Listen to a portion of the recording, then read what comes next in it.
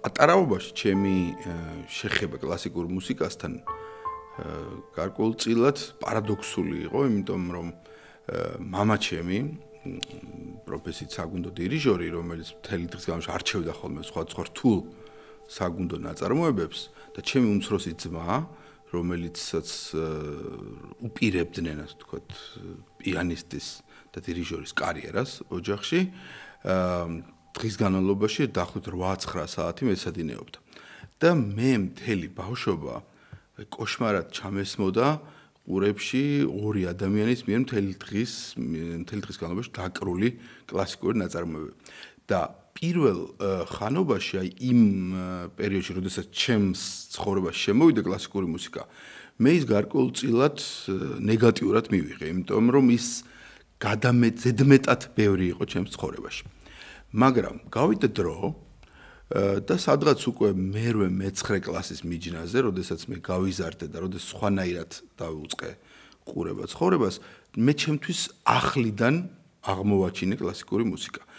და თუ პირველი რეაქცია ჩემი, პატარაობაში იყო უფრო გამოწვეული გარე სამყაროს მიერ ჩემს ცხოვრებაში შემოჭრით, ახლა უკვე მე ჩემი ცხოვრებიდან დავიწყე აი კლასიკური მუსიკის სამყაროში შეჭრა. და მას შემდეგ შემიძლია ვთქვა, რომ სრულად ახლებურად აღვიქვი კლასიკა და მას შემდეგ ჩვენ დავმეგობრდით. ჩვენ აღვიქვავთ დასავლურ კლასიკურ მუსიკას როგორც ჩვენ საკუთარს. ანუ ძალიან ცოტა იყო აღმოსავლური ერი, მათ შორის ჩვენც ალბათ უფრო აღმოსავლური გავლენის ერი ვართ, იმიტომ რომ აღმოსავლეთში ვცხოვრობთ ევროპასთან შედარებით, ძალიან ცოტა იყო, რომელმაც ასე მარტივად, ასე თავისუფლად მიიღო, შეისხორცა და დანერგა თავის კულტურაში ევროპული კლასიკური მუსიკის ტრადიცია. და როდესაც მე მეკითხებიან, რატომ ხარ ევროპელი, აი შენ ქართველი, რატომ ხარ ევროპელი? ერთ-ერთი მთავარი არგუმენტი, რომელსაც მე ვპასუხობ, არის ის, რომ ჩვენ გვაქვს ძალიან მაღალი დონის კლასიკური მუსიკა. და ეს მნიშვნელოვანია, იმიტომ რომ იმისათვის, რომ იყოს მაღალი დონის კლასიკური მუსიკა, ერის კულტურას სჭირდება ძალიან ბევრი რამ. ეს არ არის მხოლოდ ნიჭი, ეს არ არის მხოლოდ შრომა.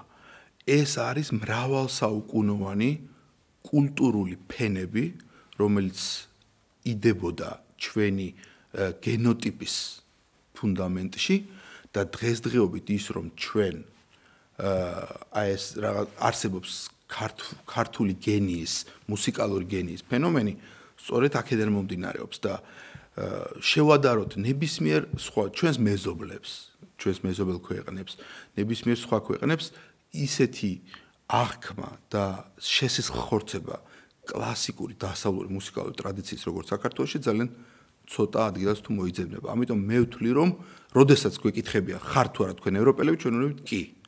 ჩვენ კლასიკურ მუსიკაში გაწაფული ქართველები დიახაც ვართ ევროპული ცივილიზაციის წარმომადგენლები.